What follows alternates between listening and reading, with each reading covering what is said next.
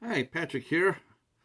Day 29, day 29 of the 31 days of Halloween. And once again, we decided to do something a little different. Um, we decided we're going to do a documentary. Um, so I was just fooling around on Tubi, looking for something to watch, and I caught this documentary called Hellacious, uh, which is a making of an indie horror film, and it looked interesting to me, so I decided to take a look at it. So this is the synopsis from the movie. An inside look at the film studio and the filmmakers behind the indie horror comedy film Debbie and the Devil, a gruesome but heartfelt film made with almost no budget and in spite of an idiot scammer and a global pandemic. So this tells us the story basically of making. I mean, it's an independent documentary of the making of an independent film, which is very ambitious if you really think about it. I mean, you already have zero money going into a movie that you don't know if it's actually going to really be seen.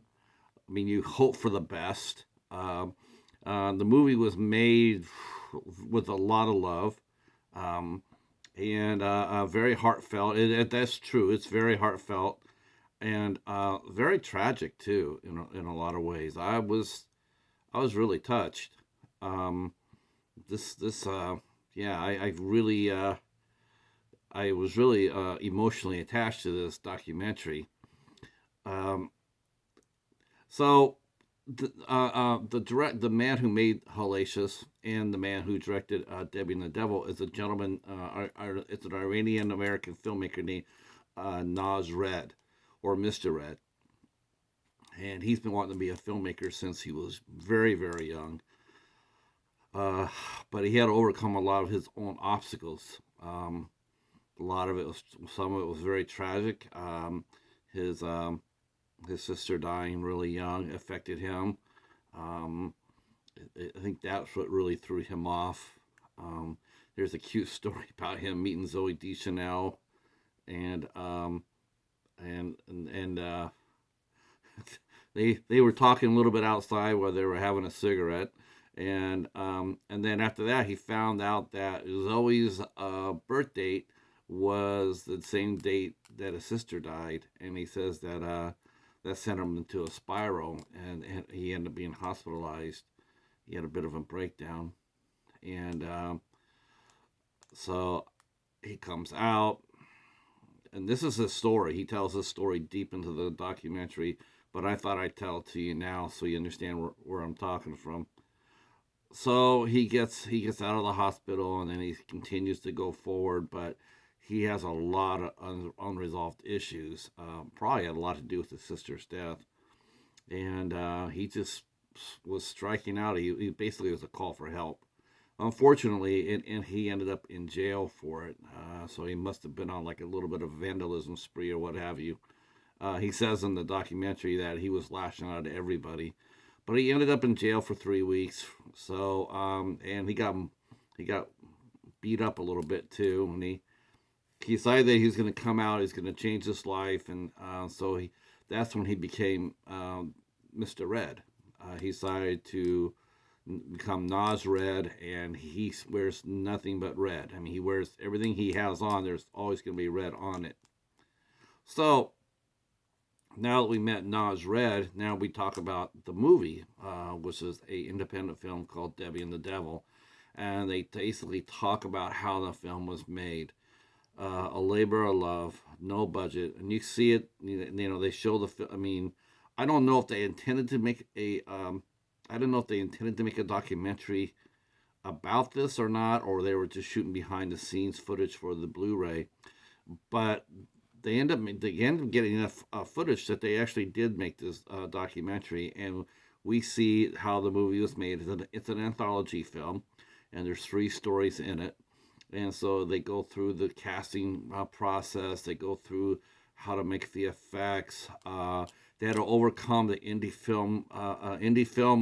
Um, oh gosh, I mean, this is the one thing about indie film that never fails never fails to deliver, and that is the people who fail to deliver. Um, I hear that more. You hear that a lot with indie films. There is a lot of love and a lot of heart in indie filmmaking, but good Lord, because there's no budget, because there's no investment, a lot of the times they have to really struggle to get people to commit. Once they make their commitment, to follow through with it. And they actually hired an animation guy who said he could do animation, but it turned out that he was just full of shit. And he basically kept them on the wire for 18 months with promises that it would be done. Eventually, they just plus during the filming of this, not only did they have to fight the budget and they had to fight the scammer, but they also had to fight the pandemic. So a lot of fate rallied against this movie ever seeing completion. Well, they finally decided that, hey, you know what? We're just going to have to do this ourselves. DIY, do it yourselves. So they basically said, fuck off to the scammer. And good riddance, too. Boy, you know what? They were really nice to this gentleman, whoever he was and whoever you are. Because they could have roasted your ass, but good. They had screenshots of all the bullshit you put up there, have all the videos you put these people through. Man, I would not have been so nice. I would have lit you up like Christmas, 365, with your bullshit. Anything that you would have had your hand attached to after this, you would have seen me there looking at you. Really, really pissed me off hearing about that. They're good people. They deserved, if you can't do something, don't say you can. That's okay. If you want to be part of a film or what have you, understand. But if you can't do what you say you can, don't volunteer for that. To say, hey, I liked it. I wish I had the skills to do this with you, or you do the 3 weeks, you come back there and you say, hey, this is a little bit more out of my skill set. I can try to help you find somebody else, but right now I can't do this level of work. I'm really sorry. You know what? I tell you one thing. I guarantee you, if anybody going in the future, if you're on a film set, independent film set, and this happens to you, I'm positive that if you go up to somebody and you sit there and say, I can't do something because it's beyond me, but I'd like to still help out, I can guarantee you're still going to be on the set. You're still gonna find something. They're gonna find something for you to do because you are honest and you show commitment. But when you show bullshit and you lie and then you hurt the filmmaker and his crew, well, then you're just an asshole. Well, anyway, Mr. Naz, he's not an animator per se, but he decided that he was gonna crash course it. So he did. He in about 6 weeks or so, they got themselves they did an adequate job of animation. They put it in the film, and of course the scammer, Mr. Nas has a podcast, and they're going over what's going on, and they say they overcome the scammer. They've overcome him. They got the animation in the film. The film's going to be completed, and this guy's mind is blown because he thinks that they can't move without him. And they basically said, fuck off, we can do this. And they did. The movie itself, I did not watch the movie. Not yet. I probably will watch it down the line. But I really did enjoy this documentary. And I really felt bad for Naz Red. I mean, he had a hard time getting to where he's gotten. And he lost his sister at age 23. She had multiple sclerosis, and at 23, and she didn't have it at 23. She had it like at 20, or a little earlier. It's a long disease, and as a young person to watch it, yeah, I can understand why he went off the rails. But he's got a wonderful team around him. People like Morgan Andre, April Mendoza. His cast of his film.